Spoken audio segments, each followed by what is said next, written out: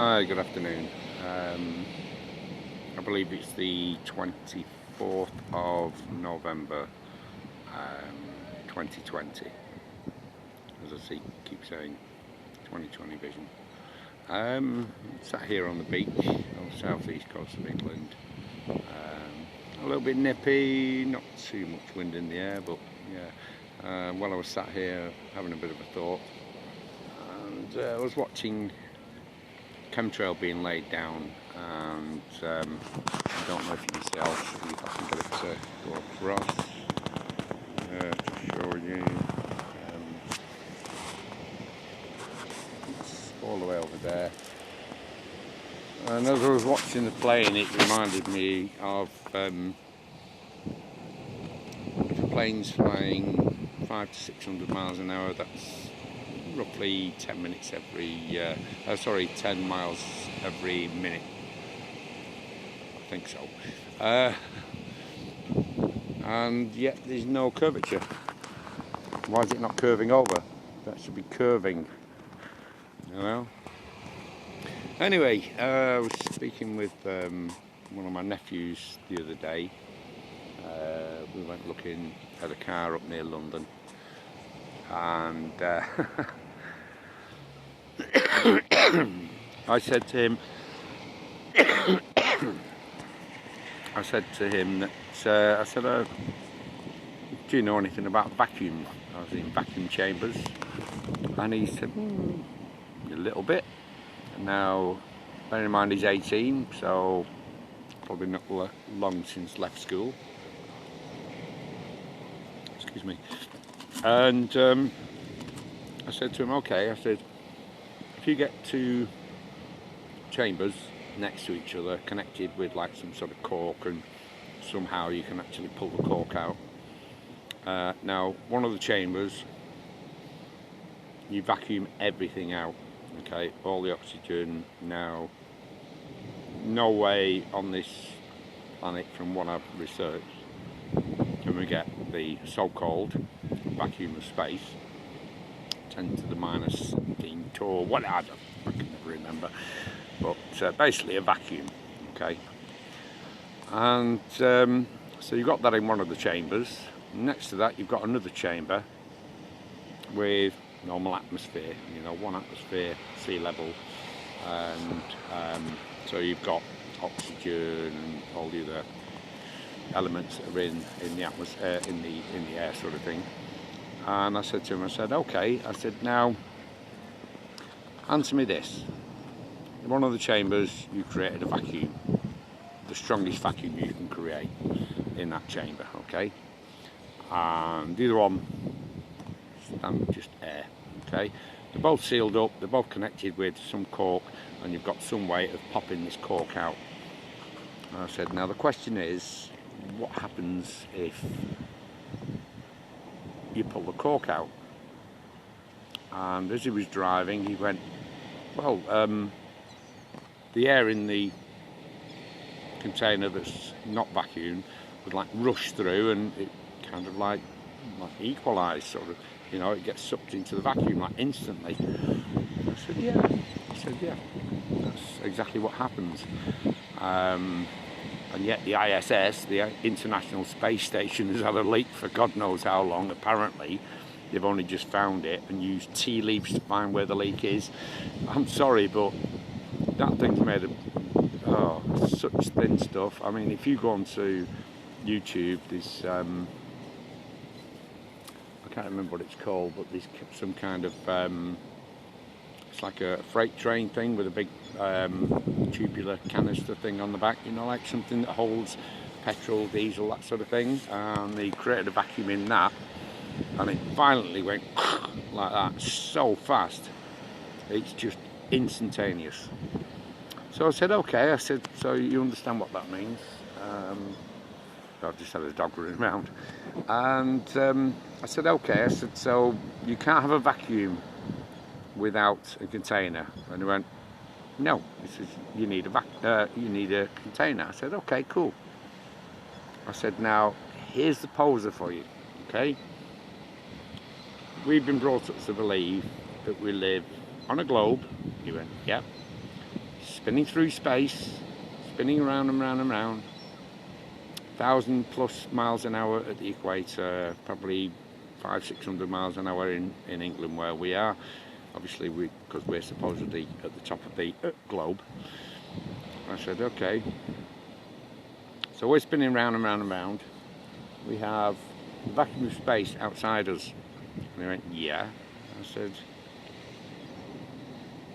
so if we're spinning around through space, going around the sun at whatever speed, I can never remember the figures because they're just bogus.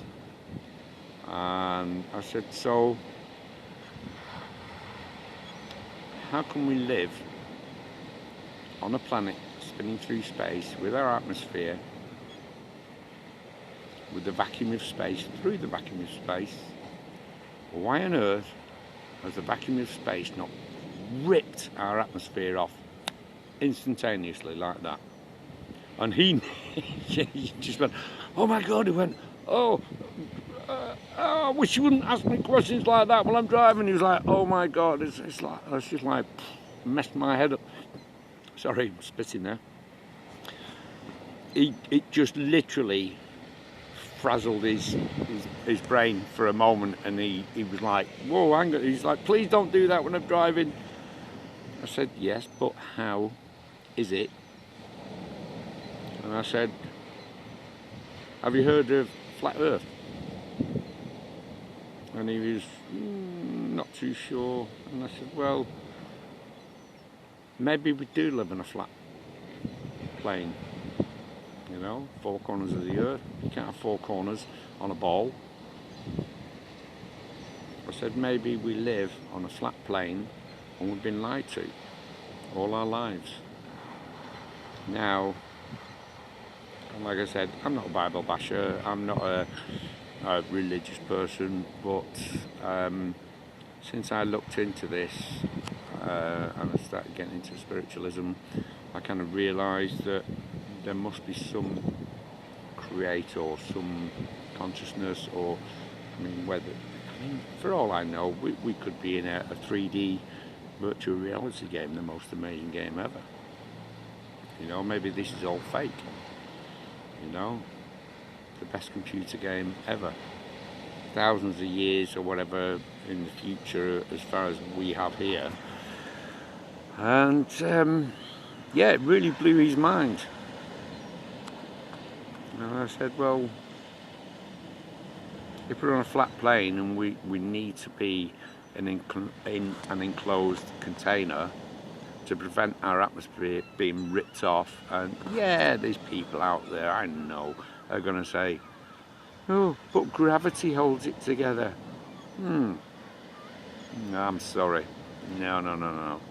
I mean, the moon's pull sorts out the tides. No, never believed that in my life, because if the moon had such an influence on the tides, and the moon was held in the gravitational pull of the earth, why has the moon not been pulled into the earth and crashed years ago? You know, just open your mind and think about it, you know. Just a little bit of common sense, you know. You've been lied to through scientism, you know. And as I try to say to everybody, you know, just don't take my word for it. Just use this to think about it. See how you feel in your heart about it. There is no way that we can be travelling through space and gravity holds the atmosphere in against the incredible vacuum of space. It just wouldn't happen. Just couldn't happen. You cannot have a vacuum next to an atmosphere, or whatever you want to call it, unless you have a container. So I said to my nephew, you know, maybe there is some kind of, you know, maybe a dome, maybe we live in a snow globe. You know, I'm not saying I'm right, I'm not saying I'm wrong, I have no idea. But the flat earth globe, flat earth globe, you know, think about it. we're taught from an early age, we spin. Yeah, look into the old Mayans and all, you know, the ancients. Up until 500 years ago, it was believed we lived on a flat plane. And then some guy called Copernicus comes up with this nonsense about living on a spinning globe. And I'm sorry, but I mean, how many times you've gone out, say in the evening or in the daytime, and there's absolute still, not a single breeze. Okay, and the other one that I spoke to my nephew about is if the Earth is spinning, this globe is spinning from left to right, from west to east. I think that's the way it goes, or supposedly goes. I said if you're a plane on the equator spinning at just over 1,000 miles an hour, setting off down the runway, 100 odd miles an hour, you become airborne, you get up to 500 miles an hour. And he said, yeah. Wouldn't you be going backwards by 500 miles an hour? And he went, oh my God, what are you doing to me? It's like, Uncle Bob, stop it. I said, yeah. But we just go about our business and just believe the nonsense we're taught by the scientists. And then I said, well, if we were going from east to west, I don't know if this video is reversed because sometimes it reverses for some reason. If you're going towards the west and the globe is spinning towards you, you set off down the runway, take off, reach 500 miles an hour, the Earth's spinning at 1,000 miles an hour towards you, you'd be travelling at 1,500 miles an hour. And you get there really quick, yeah? I mean, really, if you think about it, you wouldn't go from South America to South Africa that way, as in heading east. It'd probably be quicker, I don't know, I haven't done the statistics, but it'd probably be quicker going west. Because the Earth's spinning towards you, so you're going to be 1,500 miles an hour. Because if you went towards the east, you're never going to get there. You're going to be going backwards. So yeah, think about it logically. You'd go west from South America to get to Africa or New Zealand.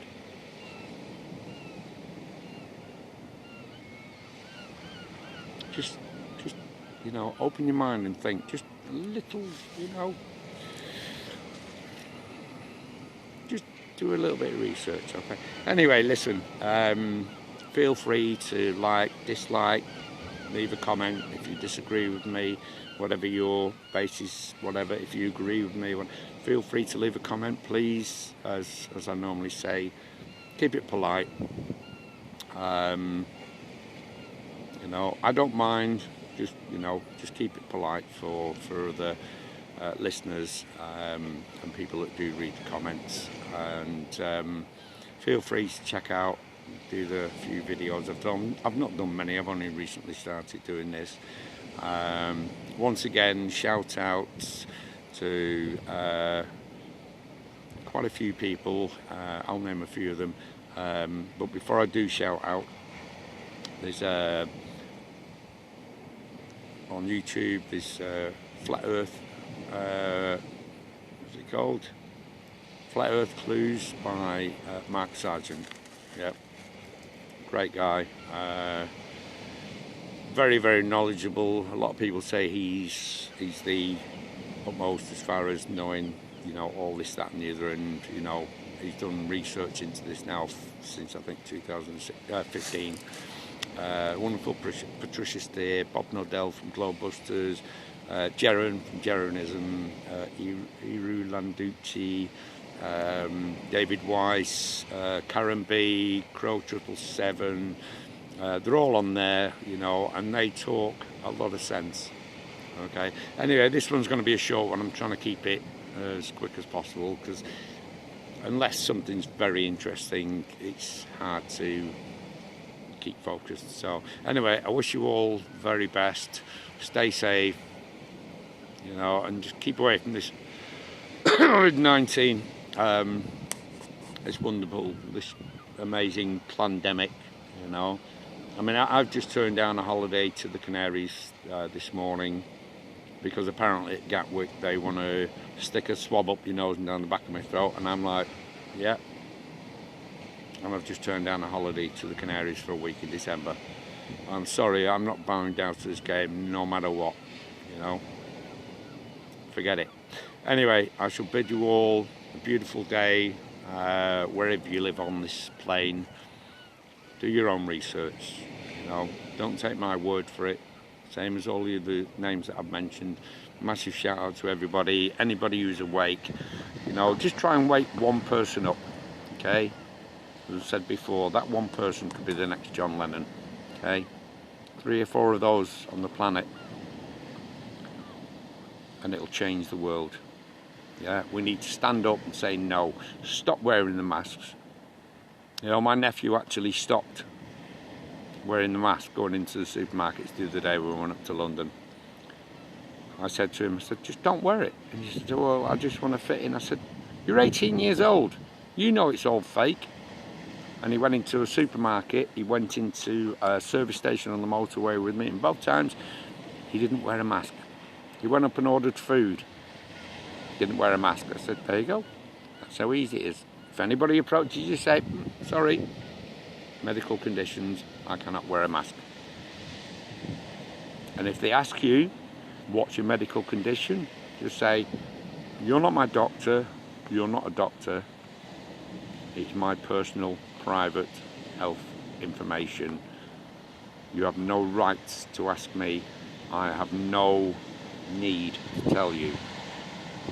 Okay? I've only had to do it once. And the young guy, was nice and polite, I was polite with him. And he said, yep, sure, go in. Not a problem. Anyway, take good care. Namaste. Massive love to all of you. Yeah, just wake up. Okay? Bless you all. Bye.